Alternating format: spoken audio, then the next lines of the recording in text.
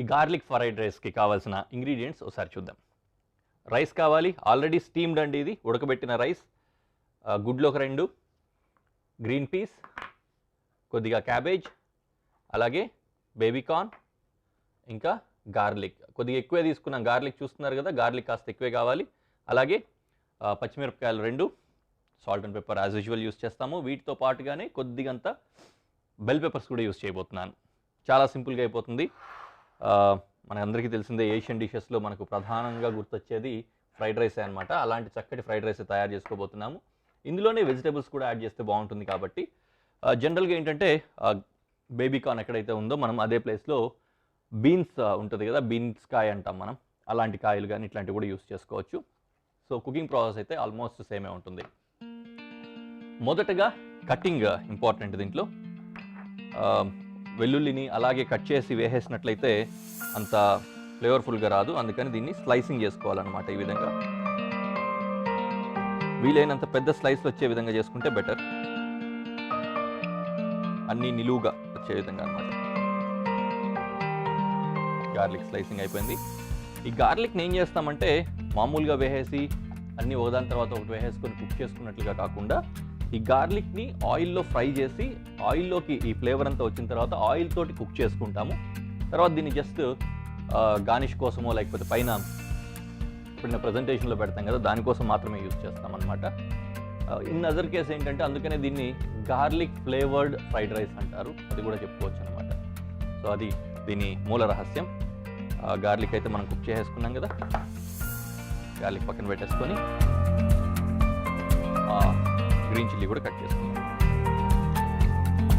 Green చిల్లీని చిన్న చిన్న ముక్కలు చేసుకోవచ్చు, బట్ స్టిల్ నేనైతే నిలువు కట్ చేస్తున్నాను. రీజన్ ఏంటంటే ఇంట్లో ఎప్పుడైనా పిల్లలు ఉన్నప్పుడు ఏంటంటే వాళ్ళకు ఇలాంటి డిష్ ఏదైనా మనం తయారు చేసి పెట్టినప్పుడు చిన్న చిన్న ముక్కలు కొట్టేస్తే కారం ఎక్కువైనప్పుడు వాళ్ళు తీసుకొని తినడానికి అవకాశం ఉండదు. అందుకని ఇలా నిలువు కనుక కట్ చేసుకున్నట్లయితే పిల్లలకు పెట్టేటప్పుడు పచ్చిమిర్చి తీసేసి ఇస్తే వాళ్ళకి కారం లేకుండా పొరపాటున తినేసి ఇబ్బంది పడకుండా ఎంజాయ్ చేస్తారనమాట. సో అందుకని నిలువు కట్ చేశాను, పెద్ద ముక్కలు వచ్చే విధంగా. ఓకే, అక్కడితో ఆ పని కూడా అయిపోయింది. బ్యాక్ అన్నీ కూడా వాటి ప్లేసెస్లో వెళ్ళిపోతుంది.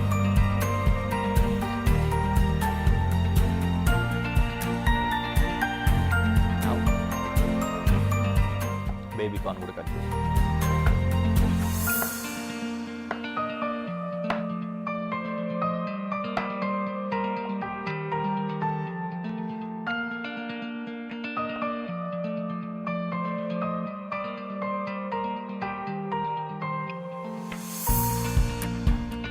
ఆల్మోస్ట్ మనకు కావాల్సినవన్నీ రెడీ అయిపోయాయి. పొయ్యి వెలిగించేసి పెనం పెట్టేసుకుంటాను.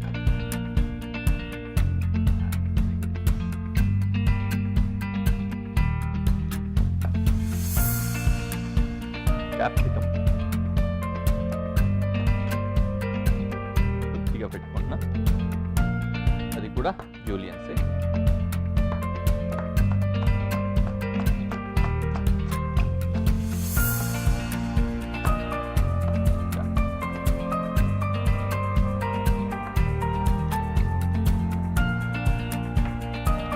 బోల్డ్ అంత ఆయిల్ కావాల్సి వస్తుందండి దీంట్లో.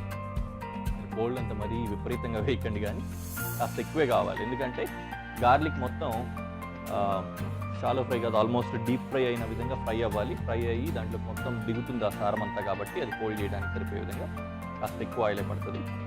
సో ఆయిల్లో గార్లిక్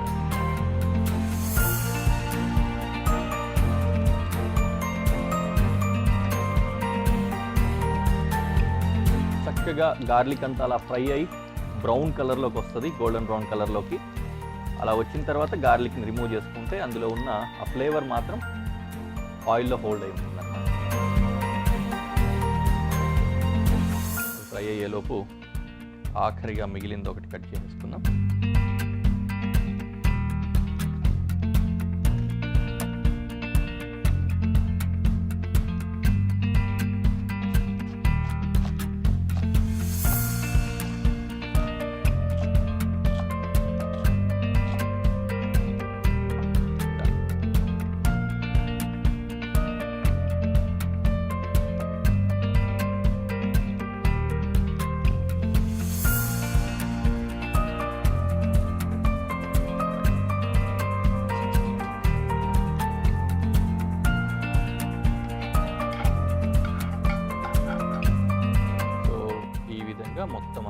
ఓపెన్ అయిన దాన్ని సైడ్ తీసేసుకుంటే ఇలాంటి బయట వస్తుంది. మనం తర్వాత గార్నిష్ కోసం యూజ్ చేసుకుంటాం.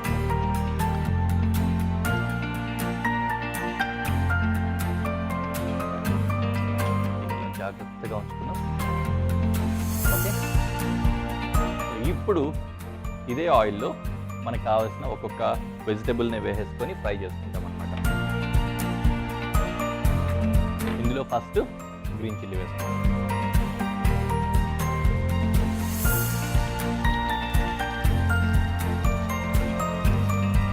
బెల్ పెప్పర్స్ తర్వాత వేసుకోవచ్చు లాస్ట్లో. అండ్ బేబీ కార్న్ వేసాను, గ్రీన్ పీస్ వేస్తున్నాను,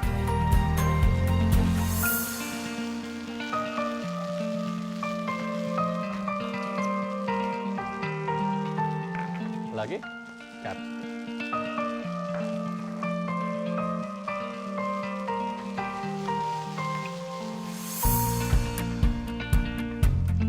ప్రాపర్గా కుక్ అవుతున్నాయి కదా ఒకటోటే. మనకు కావాల్సినవన్నీ కూడా ఆల్మోస్ట్ వచ్చేస్తున్నాయి. అండ్ నౌ క్యాబేజ్ వేస్తున్నాం.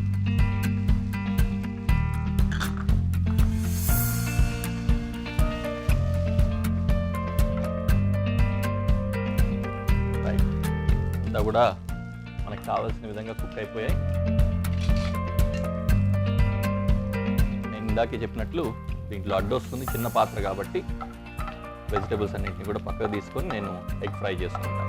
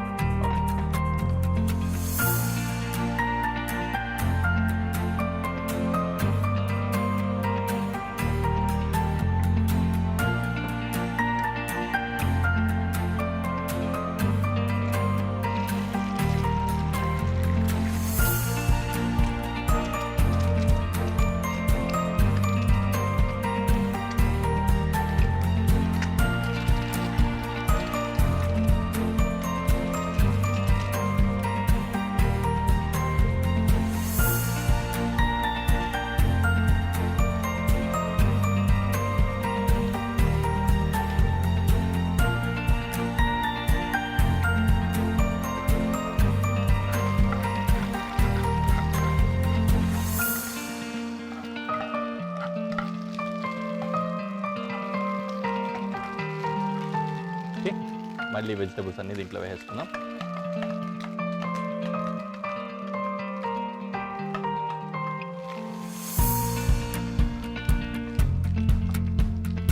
కొద్దిగా మళ్ళీ ఇదంతా హీట్ వచ్చిన తర్వాత రైస్ యాడ్ చేసుకుంటాం.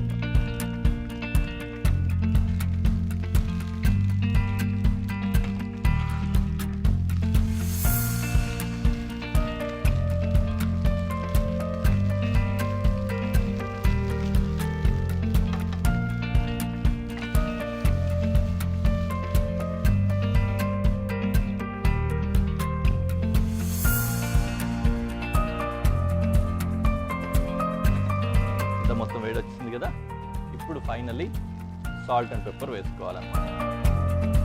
సాల్ట్ కొద్దిగా చూసే వేసుకోండి సరిపోయే విధంగా. అండ్ పెప్పర్ మాత్రం కొద్దిగానే సరిపోతుంది. రీజన్ ఏంటంటే ఆల్రెడీ గ్రీన్ చిల్లీ వేసాం కాబట్టి. మామూలుగా అయితే ధారాళంగానే పడుతుంది. Okay, done. దీన్ని ఒకసారి మొత్తం కలిసే విధంగా కలుపుకొని